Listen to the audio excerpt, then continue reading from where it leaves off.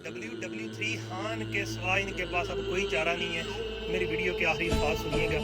अगर आप भी इमरान खान के इस हकीकी इनकलाब के सिपाही होकर फख्र महसूस करना चाहते हैं तो चंद घंटों के लिए या चंद दिनों के लिए डी चौक चले जाएं।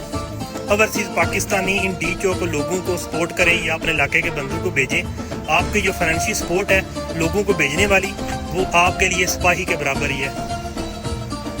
बाकी जो है मैं इतना बता दूं कि मैंने अगला व्लॉग बना लिया लेकिन अभी अपलोड नहीं किया। करने लगा था, फिर रुका दिया, फिर करने लगा, फिर रुक गया हूँ। उसमें मुकम्मल डिटेल भी होगी, सारी तफसीलात भी होंगी और बहुत बड़ी खुशखबरी भी होगी।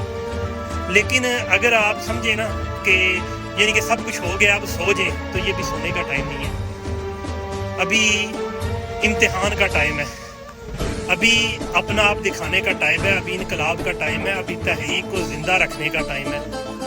अब देखते हैं कि पाकिस्तानी अवाम इसमें कैसा सबूत देती है, क्योंकि जिस माफिया से इमरान खान टकराया था वो माफिया जनाब बड़ी बड़ी जगह पे झूठ भी बोल जाता है और गद्दारी भी कर जाता है। लेकिन अब शायद बस हो गई है। WW3 इसका अगर किसी को पता है ना मुहफ़्फ़फ़, तो आपको समझ आ गई होगी कि खान के सिवा उनके पास अब कोई चारा नहीं है।